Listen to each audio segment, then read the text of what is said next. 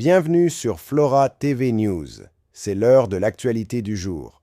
Aujourd'hui, on plonge au cœur d'une actualité brûlante qui secoue la République démocratique du Congo entre tensions politiques, polémiques judiciaires et crise sécuritaire. Senko versus Jean-Pierre Bemba. La guerre des mots. Tout commence avec une sortie choc de Jean-Pierre Bemba, vice-premier ministre et ministre des Transports, qui accuse la Senko, la Conférence épiscopale nationale du Congo, et certains opposants politiques de vouloir déstabiliser le pays. Et même, tenez-vous bien, de souhaiter la mort du président Félix Tshisekedi. Une déclaration explosive qui a immédiatement suscité une réaction forte de la Senko. Dans un communiqué, les évêques qualifient ces propos d'ineptie et accusent Bemba de nourrir une hostilité injustifiée envers l'Église depuis les élections de 2023. Ils dénoncent l'inaction de la justice et des institutions face à de telles accusations et appellent à ce que le procureur général près la Cour de cassation ainsi que l'Assemblée nationale s'en saisissent sans délai. Il est inacceptable qu'un homme public défie la raison et le respect dû aux institutions, déclare la Senko. Mais ce n'est pas tout.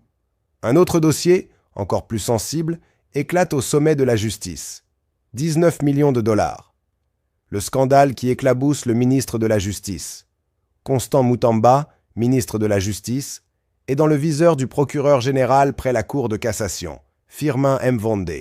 Il est soupçonné de détournement de 19 millions de dollars destinés à l'indemnisation des victimes de la guerre des 6 jours à Kisangani.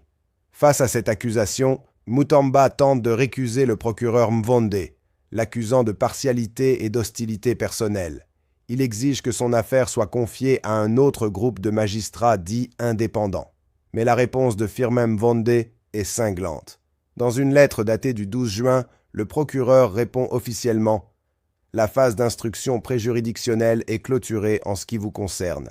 Et il ajoute « Je me conforme uniquement au prescrit légal en dehors de toute autre considération ». Firmin Mvonde précise que le parquet attend désormais l'autorisation de l'Assemblée nationale pour engager des poursuites judiciaires contre le ministre Mutamba. Ce serait la deuxième demande de réquisitoire adressée au Parlement dans ce dossier. Une affaire explosive qui met en lumière la tension entre pouvoir exécutif et pouvoir judiciaire en RDC. Et pendant que les élites s'écharpent, l'est du pays continue de brûler. À Kiwanja, dans le nord Kivu, des bombardements du M23 ont fait fuir les populations civiles. Le groupe rebelle utilise des armes lourdes, notamment des 48 tubes, pour attaquer les positions des Wazalendo. À Nyamilima, la situation reste tendue. Après chaque attaque, les rebelles mènent des représailles brutales contre les civils. Des jeunes arrêtés, certains toujours détenus, d'autres portés disparus. La MONUSCO tente de jouer les médiateurs. Sa chef, Bintou Keïta, est à Goma depuis le 12 juin. Elle prévoit même de rencontrer les représentants du M23 pour parler de la protection des civils. Une démarche risquée, mais nécessaire, selon certains analystes. Dans le Maïndombi, la milice Mobondo continue ses exactions. Le dernier en date, l'assassinat d'un père de 7 enfants à Bibonga. La population vit dans la peur et les autorités appellent à la conclusion entre attaques politiques, scandales judiciaires et instabilité sécuritaire, la RDC traverse une période de turbulence inquiétante. Les institutions sont mises à l'épreuve. La population, elle, attend toujours justice, sécurité et vérité. Merci d'avoir suivi ce décryptage.